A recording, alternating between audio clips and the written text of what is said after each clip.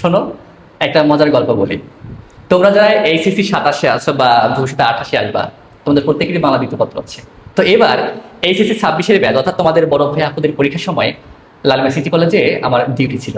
তো এখন অবাক করার বিষয় হলো, বাংলা দ্বিতীয় পরীক্ষার দিন শিক্ষার্থীরা আসতেছে, এসে বলতেছে, স্যার ওই আমার দেবেন না, স্যার ওই আমার দেবেন না। একজন খাতা লিখে 10 মিনিট 20 মিনিট পরে এসে বলতে, স্যার ওই আমার তো দিলেন না। মানে বিষয়টা কেমন দেখো, একজন শিক্ষার্থী 2টা বছর লেখাপড়া করার পরে বাংলা দ্বিতীয় পত্রে যে ওএমআর নেই বা এমসিকিউ নেই, এই বিষয়টা তার সেন্সে নাই, তার মাথায় নেই। তাহলে দেখো যে তারা কতটা অ্যাক্টিভ লেখাপড়ায়। বাংলা দ্বিতীয় পরীক্ষার দিন তার নাকি ওএমআর লাগবে, আমরা কেন এমসিকিউ দিলাম না, এটাতে তাদের একটা আপত্তি বা সন্দেহ তৈরি হয়েছে। তাহলে চিন্তা করো, এদের মতো শিক্ষার্থী হওয়ার দরকার নাই। বাংলা দ্বিতীয় পত্রে সাধারণত এমসিকিউ থাকে না, ওএমআর এর কোনো প্রয়োজন নেই। ব্যাকরণিক টপিক থাকে 1 থেকে 7 পর্যন্ত, আর বাকিটা আছে রিটেন। তাহলে কোনো একটা শিক্ষার্থী যদি এসে বলে যে স্যার ওই আমার তো দিলেন না, এমসিকিউ তো দিলেন না, তাহলে এই বিষয়টা আসলে লজ্জালো এবং হাস্যপ্রদায়ক। তো আমি প্রত্যাশা করব যে এখন থেকে তোমরা যারা 27 ব্যাচে আছো, তোমাদের যেহেতু সামনে এসএসসি পরীক্ষা, অবশ্যই তোমরা এখন থেকেই অ্যাক্টিভ হও, সক্রিয় হও।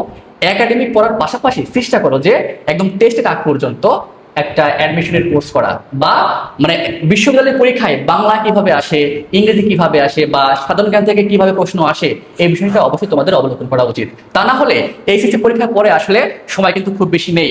তোমরা যারা বিশেষ করে ভালো একটা সাবজেক্ট নিয়ে পড়তে চাও, তাদেরকে আমি সাজেস্ট করব যে কয়েক মাসের মধ্যে একাডেমিক পড়াটা শেষ করে দিয়ে, বিশেষ করে বাংলা, ইংরেজি, সাধারণ জ্ঞান, তোমরা কিছু বই কিনে নাও, বা তোমরা যে স্যারের কাছে পড়ো অবশ্যই সেই স্যারের সাহায্য নাও, বা কিভাবে অ্যাডমিশনের পড়াগুলো একটু কমপ্লিট করা যায় বা একটু আগানো যায় সেই চিন্তা করো।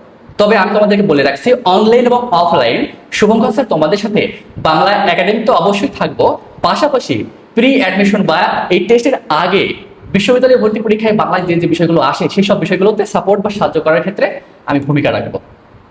আর অবশ্যই ইংলিশ একটা বড় ফ্যাক্ট। বিশ্ববিদ্যালয় ভর্তি পরীক্ষার ক্ষেত্রে ইংরেজি বিশাল একটা ফ্যাক্ট আমি মনে করি।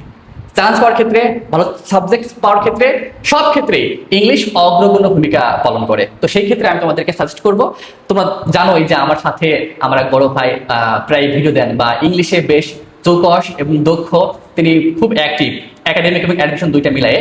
আমি তোমাদেরকে সাজেস্ট করবো যে তোমরা যারা অ্যাডমিশনে ইংলিশ পড়তে চাও বা একাডেমিকে ইংলিশ নিয়ে ভয় আছো, অবশ্যই কমপক্ষে 3টা ক্লাস এই সারোয়ার স্যারের কাছ থেকে অবশ্যই তোমরা করে নিও। একাডেমিক তো বটেই, পাশাপাশি অ্যাডমিশনের একটা ক্লাস করলেই বুঝতে পারবা যে আসলে তোমার কোথায় পড়া উচিত আর সারোয়ার স্যারের কাছে কেন পড়বে। আশা করি খুব ভালো হবে এবং খুব দ্রুতই তোমাদের সাথে দেখা হচ্ছে অনলাইন এবং অফলাইনে। যুক্ত থেকো।